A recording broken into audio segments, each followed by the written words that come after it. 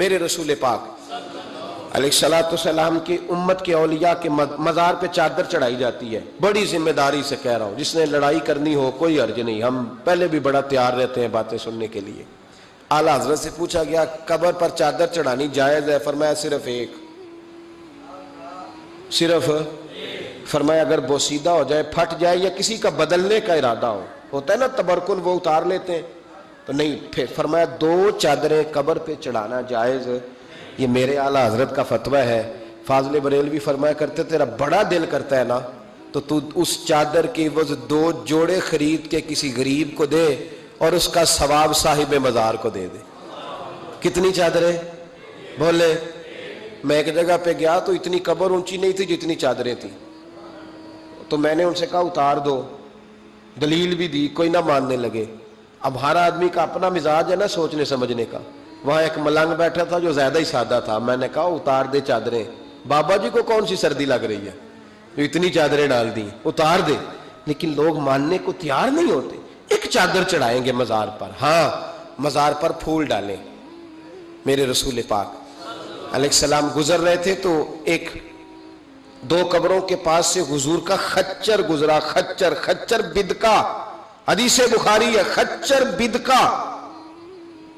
سرکار اتر گئے.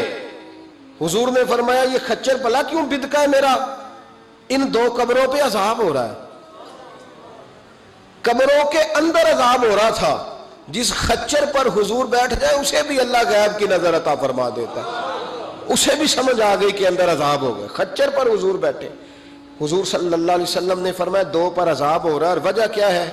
ایک بندہ پیشاب کے چیٹوں سے نہیں بچتا تھا, دوسرا غیبت کرتا تھا, لہذا عذاب ہو رہا ہے. بچنا چاہیے نا ان دونوں چیزوں سے. میرے حبیب پاک نے فرمایا 2 ٹہنیاں توڑ کے لاؤ. 2 ٹہنیاں لائی گئی, حضور نے قبر پہ ڈال دی. فرمایا جب تک یہ خشک نہیں ہوں گی قبروں کے عذاب میں تخفیف رہے گی. قبر پہ پھول ڈالے, پھول جب تک تر و تازہ رہیں گے عذاب میں تخفیف رہے گی. بات کی سمجھ آ گئی؟ اب تو لوگ کہتے ہیں دلیل دو جی, قبر پہ بیٹھ کے قرآن پڑھنا جائز ہے. لو دلیل سن لیں, مشکات کی حدیث ہے.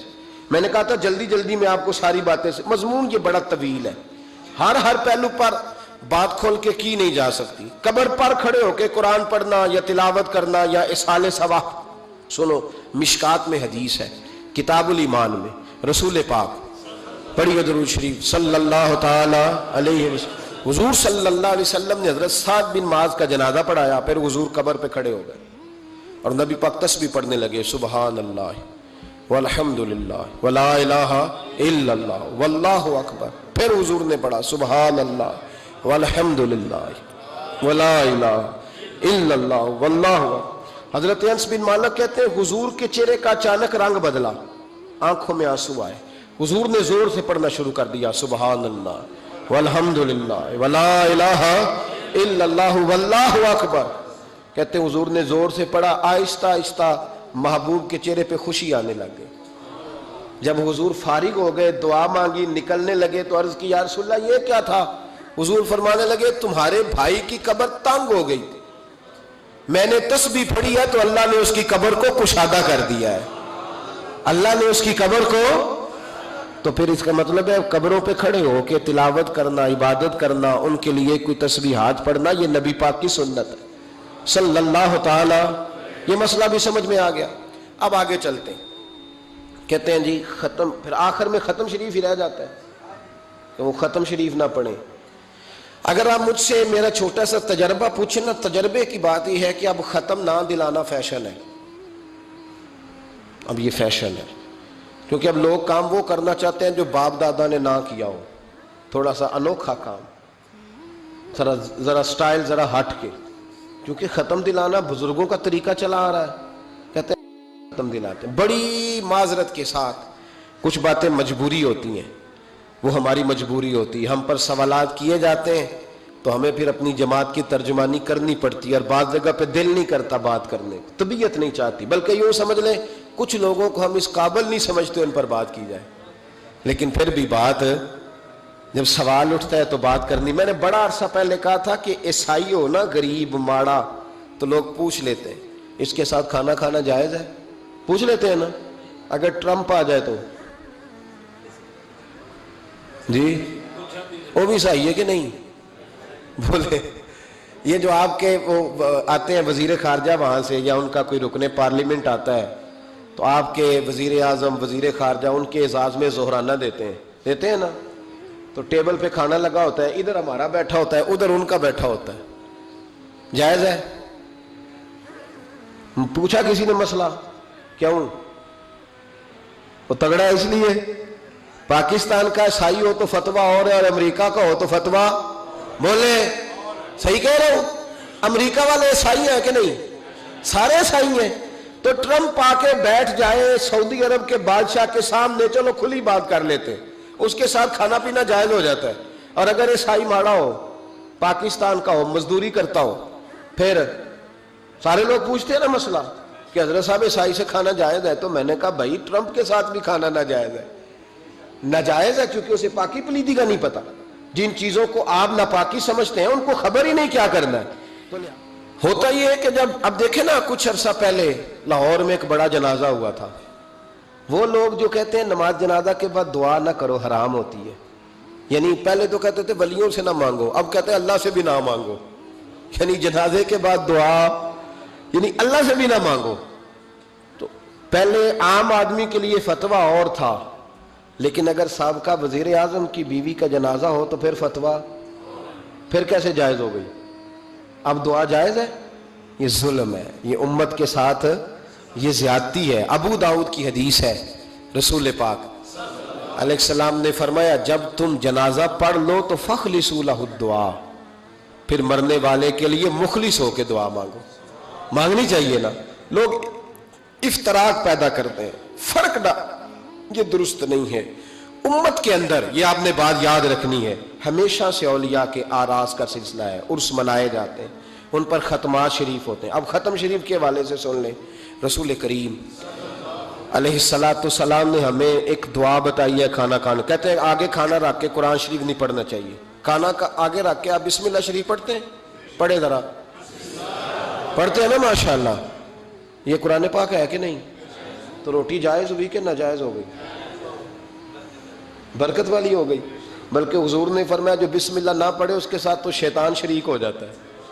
تو ہم تو بھائی ہر روٹی ختم پڑھ کے کھاتے ہیں، ایک آئے تو ہم ہر کھانے سے پہلے پڑھتے ہیں، تو آپ اس بات سے منع کر رہے ہیں، کہتے ہیں چلے جی آپ پڑھ لیں، آیتیں پڑھ لیں، پھر دعا نہ مانگے۔ لو سن لو، سامنے کھانا رکھ کے دعا، کس بات میں الجھ گئے یار؟ امت کو بڑی بات بتاؤ، دنیا بڑی آگے چلی گئی، انہیں آگے لے کے جاؤ، تم کیا کر رہے ہو؟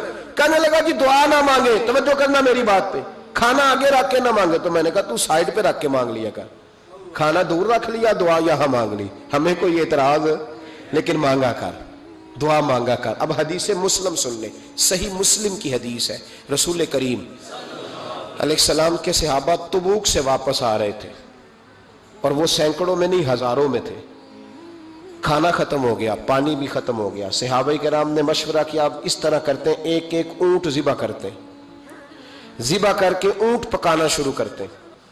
ختم شریف کی بات عرض کر رہا ہوں کیونکہ اب ختم ہو گیا، سارے جمع ہو کے حضرت عمر کے پاس گئے، کہنے لگے حضور اس طرح کریں، ہم ایک ایک اونٹ اب ذبح کریں گے اور اسے کھائیں گے۔ حضرت عمر فرمانے لگے اونٹ ذبح کر لو گے تو سواری کس پہ کرو گے؟ کہا حضور پھر کیا کریں؟ فرمایا جتنا جتنا کھانا تمہارے پاس ہے نا میرے پاس لاؤ۔ کسی کے پاس اتنی سی کھجوریں تھیں، کسی کے پاس آدھا کلو سرکہ تھا، کسی کے پاس چند بچے ہوئے ٹکڑے تھے، سارا کچھ حضرت عمر کے پاس لائے۔ جناب عمر نے اپنی چادر میں، اپنے صافے میں سارا کچھ باندھا، سیدھے دروازہ رسول پہ پہنچ گئے، نبی کریم علیہ السلام کے آگے کھانا رکھ کے، آگے لنگر رکھ کے حضرت عمر کہنے لگے یا رسول اللہ ذرا برکت کی دعا کر دے۔ ہزاروں میں لشکر ہے، یہ نظریہ ہے جناب عمر فاروق کا، یہ طریقہ ہے حضرت عمر کا، نہ اس طرح کرو، امت کو نہ لڑاؤ۔ میرے رسول کریم علیہ السلام کے غلام نے، حضرت عمر نے کھانا آگے رکھا تو حضور مسکرائے، وہ حضور کہنے لگے عمر تو تہ تک ہی پہنچ گیا ہے۔ حضور مسکرائے اور مسکرا کے محبوب نے ہاتھ اٹھائے، دعا فرمائی۔ حضرت عمر کہتے ہیں جب میں اٹھا کے لے گیا تو وزن اس کا اتنا ہی تھا، جب میں لایا تھا جتنا وزن تھا، وزن بعد میں بھی اتنا ہی تھا۔ فرماتے ہیں میں نے وہ کھول دیا، اتنا سا کھانا تھا، میں نے کہا لو بھی کھاتے جاؤ۔ کہنے لگے ہزاروں کے لشکر نے کھا لیا کھانا پھر بھی بچ گیا. فرمانے لگے واپس مدینے آنے تک ہم کھاتے رہے پر وہ کھانا ختم نہیں ہوا. یہ ہے کھانا آگے رکھ کے دعا کرنے کی برکت.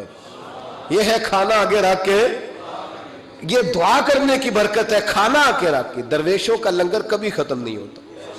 درویشوں کا لنگر کن کا میں کن فصلہ ٹے کن ہووے بخت سواللہ دنیا آوے کھا کھا جاوے راضی ہووے بلا. درویشوں کا کبھی لنگر ختم تو جاری رہتا ہے. ان کے آستانوں پہ ہمیشہ لنگر ختم شریف پڑھنا، اصالِ ثواب کرنا، یہ ہمارا طریقہ ہے.